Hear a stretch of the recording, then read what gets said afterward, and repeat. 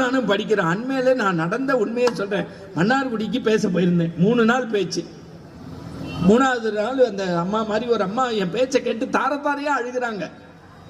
எனக்கு ரொம்ப சந்தோஷம். பேச்சு முடிச்சோன்னு நீங்க என் வீட்டுக்கு வரணும்னாங்க. எனக்கு இன்னும் சந்தோஷமா போயிடுச்சு. இல்லம்மா, இன்னைக்கு நான் ஊருக்கு கிளம்ப போறேன், ஆர்கனைசர்கிட்ட கேட்டேன். இல்ல இல்ல இல்ல, நீங்க அவசியம் எங்க வீட்டுக்கு வரணும்னுச்சு. ஒரு 1/2 மணி நேரம் நான் பேசினோடனே ரொம்ப பசிக்கும். அது 2 மணி நேரம் பேசினா அகோர பசியா இருக்கும். இந்த அம்மா இவ்வளவு பாசமா 3 நாள் பேச்சு கேட்டிருக்கேன்னு நேரா கிளம்பி வீட்டுக்கு போறேன். அந்த அம்மா உள்ளேந்து எல்லா சொந்தக்கார பொம்பளையும் கூட்டிக்கிட்டு வாசல்ல வந்து, டிவியில பேசுறவர் வராரு, நம்ம வீட்டுக்கு வாங்க வாங்க வாங்க வாங்க ஐயா வாங்க, வரக்கூடாதவங்க எல்லாம் வந்திருக்கீங்க, வந்தா சாப்பிடவா போறீங்கன்னா.